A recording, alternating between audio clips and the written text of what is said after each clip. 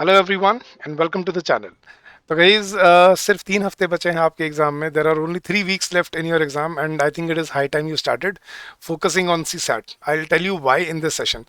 So guys, this session is going to be about the syllabus that you can cover for your reading comprehension part for your 2024 exam in the meantime. I mean, in the given 3 weeks, and what should be your strategy for CSAT paper for this year. So we'll discuss that in this session.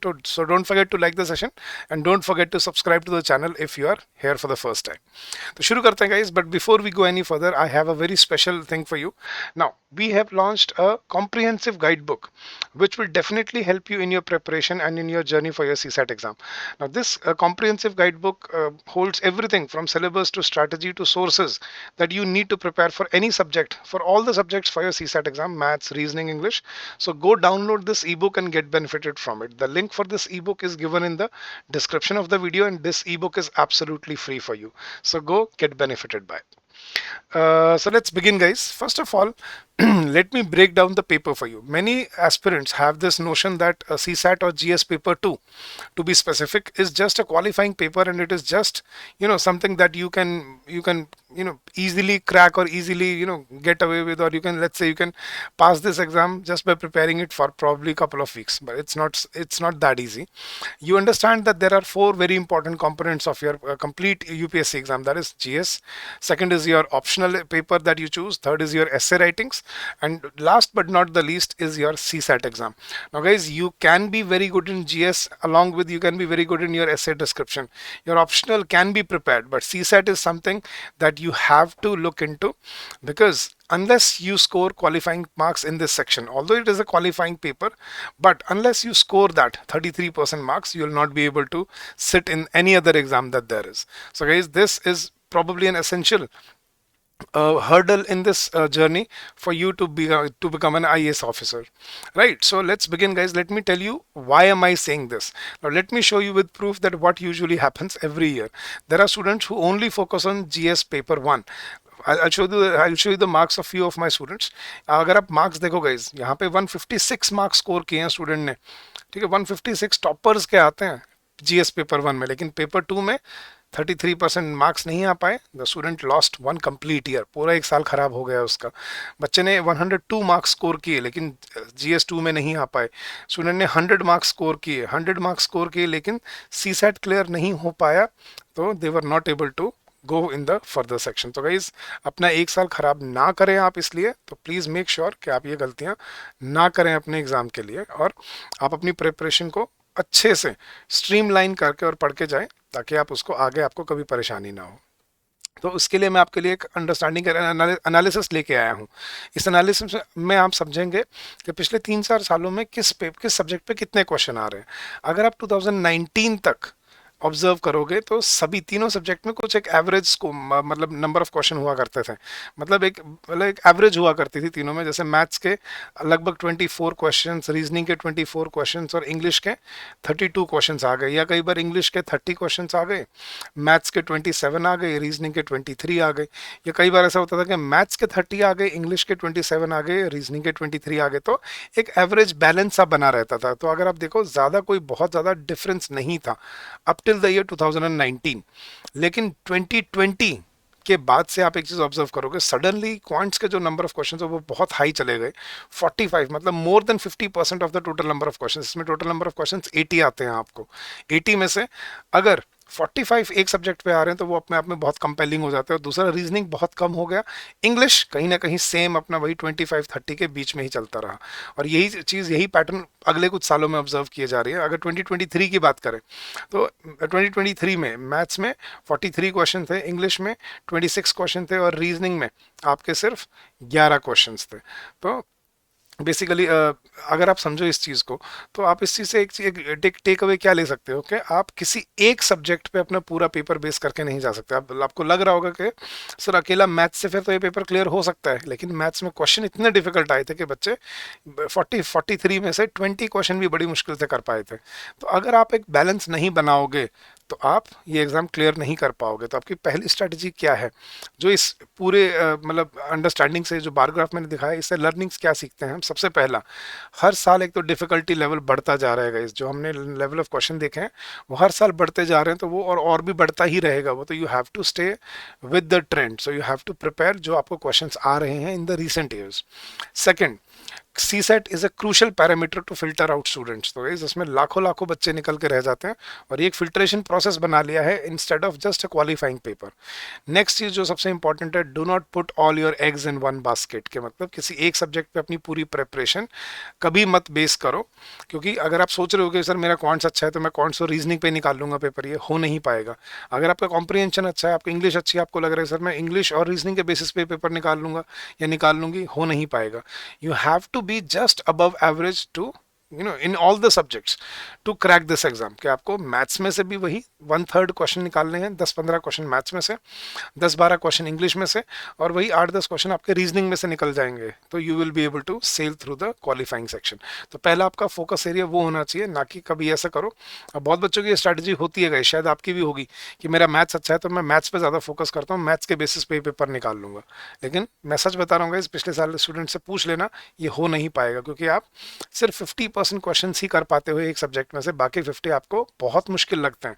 तो आप कभी एक subject पे अपने सारे comprehension भी नहीं कर पाओगे आप, ये भी सच्चाई है कि आप ये भी नहीं हो सकता कि इंग्लिश में 27 क्वेश्चन तो इंग्लिश के 27 कर लो, नहीं हो पाएंगे।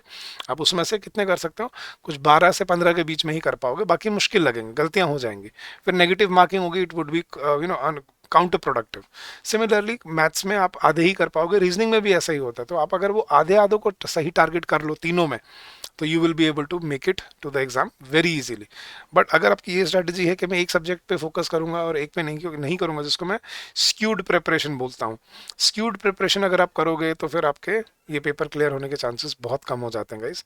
तो make sure you do not put all your eggs in one basket. Next, time management is a must. सिर्फ 3 हफ्ते बचे हैं आपके पास, तो अगले 3 हफ्ते में आप क्या कर सकते हो ताकि आपके एटलीस्ट उतने क्वेश्चन क्लियर हो जाए जो आपको पासिंग मार्क्स दिला पाए। और उसके लिए आपको याद रखना है PYQ इज द की। ठीक है, आप क्या कर सकते हो ये मैं अभी आपको इस सेशन में आगे अभी बताऊंगा कि आपको कैसे टाइम मैनेज करना है, अगले 3 हफ्तों में कौन से टॉपिक्स करने हैं, क्या सिलेबस है आपका, कैसे फोकस एरिया क्या होना चाहिए आपका, और फिर आप उस तरह से उसको प्रिपेयर कर सकते हो। और प्रैक्टिस कहाँ से करना है, PYQ से, वो सबसे अच्छा तरीका है अपनी प्रिपरेशन को स्ट्रॉन्ग बनाने का।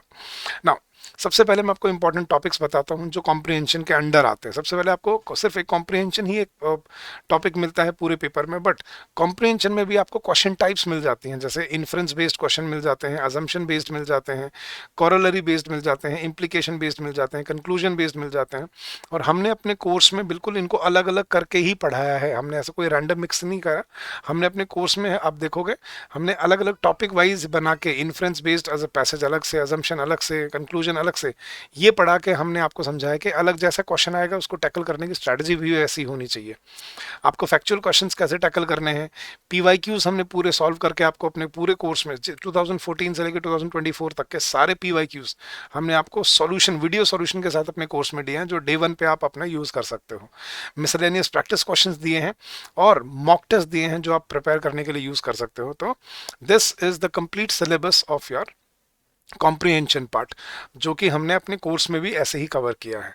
अब बच्चे कई बार पूछते हैं सर अगर हम पढ़ें तो कौन से टॉपिक इंपॉर्टेंट होते हैं। कैसे देखना, सबसे पहले तो याद रखना आपके इकोनॉमिक एंड सोशल इश्यूज, जिसको हम बोलते हैं economic and social issues, ESI जो आपका पूरा एक सब्जेक्ट होता है, इनके ऊपर टॉपिक जरूर पढ़ के जाओ एग्जाम में। अब इनके अंडर जैसे कैसे कैसे टॉपिक आ जाते हैं, एग्रीकल्चर आ जाता है, ठीक है, एग्रीकल्चर में बहुत सारे पैसेजेस आते हैं, food and food safety and food security आ जाता है। फूड सेफ्टी मतलब फूड प्रोडक्शन, और फूड सिक्योरिटी के उसकी सही मात्रा में प्रोडक्शन है या नहीं है, फूड सेफ्टी उसकी सही न्यूट्रिशनल वैल्यू है या नहीं है। हेल्थ केयर के ऊपर आता है, बहुत बार पैसेजेस आते हैं, माल न्यूट्रिशन के ऊपर आता है, तो health care functions of the country, उसको ज़रूर पढ़ के जाओ। ठीक है, फिर इसका आपका इकोनॉमी के ऊपर बहुत बार आता है, अपना इकोनॉमी कैसा है, स्किल डेवलपमेंट, जो ग्रोथ प्लान है, साइंस एंड टेक्नोलॉजी के ऊपर बहुत बार आते हैं पैसेजेस। तो ये वो टॉपिक्स हैं जो आपको पढ़ के ज़रूर जाने चाहिए। इन्वायरमेंट के ऊपर आता है, पानी के ऊपर आ जाता है, ठीक है, इन्वायरमेंट में जंगल, पानी, मतलब आपके फॉरेस्ट आ गया, वाटर एरियाज, ये सब, इसके ऊपर आपको ज़रूर पैसेजेस मिलते ही मिलते हैं, हर साल आते हैं। ठीक है, फिर आपका क्लाइमेट चेंज और ग्लोबल वार्मिंग इसके ऊपर आते हैं आपका, तो climate change and global warming education के ऊपर बहुत बार आता है। तो ये वो टॉपिक्स हैं जो आपको ज़रूर पढ़ के जाने चाहिए अपने एग्ज़ाम पॉइंट ऑफ व्यू से, जो कि बहुत इंपॉर्टेंट होते हैं, ताकि आपको एग्ज़ाम में अपने कॉम्प्रिहेंशन सॉल्व करने में हेल्प मिले। क्योंकि जब तक आप उसको प्रैक्टिकली नहीं समझ पाओगे ना कि अपनी आसपास जो हो रहा है, मान लो वो कह रहा है कि आपको मतलब सस्टेनेबल फार्मिंग के लिए आपको मोनोक्रॉपिंग नहीं, आपको डाइवर्सिफाइड क्रॉपिंग करनी चाहिए। तो अगर आपको ये पता है कि यार 2023 में गवर्नमेंट ने मिलेट ईयर अनाउंस किया था 2023 को, वो क्यों किया था? वो डाइवर्सिफिकेशन ऑफ क्रॉप्स की वजह से ही था। या एमएसपी का क्या इशू था, या ये जो अपना डबलिंग फार्मर्स इनकम का क्या वो है पर्सपेक्टिव है, यूपीआई का क्या रोल है, कैशलेस इकोनॉमी कैसे काम करते हैं, तो ये सब आपको पता होना चाहिए। ये यूपीएससी है मेरे दोस्तों, ये इतना आसान नहीं है जितना आप सोच के चलते हो। तो इसको अच्छे से प्रिपेयर करके अच्छे से पढ़ के जाओ, तसल्ली से तैयारी करके जाना, तब मज़ा आएगा एग्जाम में अपियर होने का। नहीं तो वो हिट एंड ट्रायल हो जाएगा, किस्मत पे अटक जाएगी बात, और किस्मत हमेशा इतनी अच्छी हमारी होती नहीं है, राइट। तो ये टॉपिक्स हैं जो आपको कवर ज़रूर करने हैं, और ये हमारे कोर्स में भी अपने हमने बहुत डिटेल में कवर किए हैं। अब अगले 3 हफ्ते का आपका प्लान क्या होना चाहिए? अगर आप मुझसे चाहो तो आप हर रोज़ अगर सिर्फ आप 1 घंटा भी लगाते हो इस चीज़ पे, 1 से 1.5 घंटा भी लगाते हो, तो भी आप अगले 3 हफ्ते में प्रिपेयर हो सकते हो। एक तो आपका PYQs आज से शुरू हो जाना चाहिए, ठीक है, डे 1 से शुरू करो, ताकि अगले 3 हफ्ते में आप पिछले 10 सालों के सारे PYQs एक दिन में एक एक कवर कर पाओ। एक दिन में एक पूरा PYQ एनालाइज करके सॉल्व करके देखो। फिर डे 1 पे आप क्या कर सकते हो? You start with understanding of comprehension, the tips and tricks needed to solve comprehension passages. फिर एलिमिनेशन मेथड क्या होता है, वो बहुत ज़रूरी एस्पेक्ट है आपको सीखने और समझने के लिए इस एग्जाम में कॉम्प्रिहेंशन सॉल्व करने को।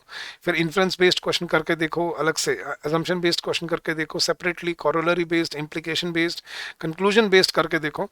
तो डे बाय डे अगर आप इनको टॉपिक्स को 2 दिन में भी एक टॉपिक को अगर आप कवर करते हो, तो still 6 days a week you will be able to cover it before the exam. फिर आपके फैक्चुअल क्वेश्चंस कैसे मिलते हैं, और PYQs तो आपको डेली कवर करने ही करने हैं। So if this is your weekly plan, you will be able to score very well.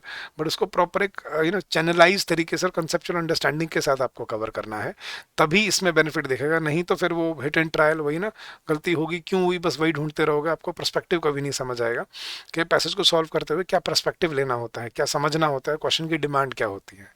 तो guys that was about the syllabus of the of CSAT part of your comprehension part. Now अगर आप हमसे कुछ book suggestion चाहते हो, तो these are good books to follow. Arihant की एक बुक है, अगर आपको तीनों सब्जेक्ट के लिए कलेक्टिवली कोई बुक चाहिए, क्वांट्स, रीजनिंग, इंग्लिश, तो this is a good book for all the 3 subjects. अगर आपको सिर्फ कॉम्प्रिहेंशन के लिए चाहिए, तो फिर आप ये अशोक कुमार सिंह की ये GKP पब्लिकेशन की ये बुक भी ले सकते हो। This is also good book to follow अगर आप सिर्फ कॉम्प्रिहेंशन के लिए चाहते हो तो। So these are the sources that you can follow for your preparation guys. और अगर आप हमसे हमारे कोर्स में जुड़ना चाहते हैं, तो हम अगले 100 घंटों में आपको प्रिपेयर करना चाहते हैं आपके CSAT के लिए। हमारे कोर्स में आपको डे 1 पे सारी कॉन्सेप्ट क्लासेस डे 1 पे रिकॉर्डेड मिलती हैं, साथ में डाउनलोडेबल PDFs और प्रैक्टिस क्वेश्चंस मिलते हैं हर चैप्टर के साथ। फिर आपको सेक्शनल टेस्ट मिलते हैं प्रैक्टिस के लिए, और फुल लेंथ टेस्ट मिलते हैं अपने एग्जाम के सिमुलेशन के लिए। वीकली लाइव डाउट सेशंस होते हैं, और लाइव रिविजन क्लासेस हैं फैकल्टी मेंबर्स के साथ, जिसमें आप अपने डाउट लाइव 1-on-1 पूछ सकते हो। You know the faculty members very well, so come join us in this course and get benefited. You can still make it in your CSAT guys. अभी भी CSAT आपका क्लियर हो सकता है, तो उस पर होप मत छोड़ो, और उसको फॉर ग्रांटेड भी मत लेना, क्योंकि मैंने आपको दिखाया कैसे बच्चे फॉर ग्रांटेड लेते हैं। GS पेपर 1 की तैयारी कर जाते हैं पूरी, GS 2 की नहीं हो पाती, और वहाँ पे पूरा साल खराब हो जाता है उसकी वजह से। So don't take that chance and make sure that you put in enough efforts to clear both the stages of the exam, मतलब both the papers, GS paper 1, GS paper 2। ठीक है, अगर आपको इस कोर्स के बारे में ज़्यादा जानना है, तो हम इस वीडियो के लिंक डिस्क्रिप्शन में आपको इस कोर्स का लिंक मिल जाएगा। You will find the link for this course in the description of the video, so go check out the course. This is special discount going on, you can also get benefited from that. So guys, thank you so much for this session. I hope this was helpful to you to prepare for this exam. If you have any doubts, if you have any queries, you can always call us on this number during the office hours, obviously. That is 8146207241, or you can also drop us an email at hello@edutap.co.in. And if you want to check out our courses, this is our web address, that is www.edutap.co.in. So having said that, I'll take your leave for today. I hope these sessions definitely help you in your preparation and in your journey ahead. So I wish you all the success in your endeavors ahead. Keep on working hard, keep on giving your best, and I'm sure you'll do very well in the long run. So guys, stay safe, stay healthy, and happy learning to all of you.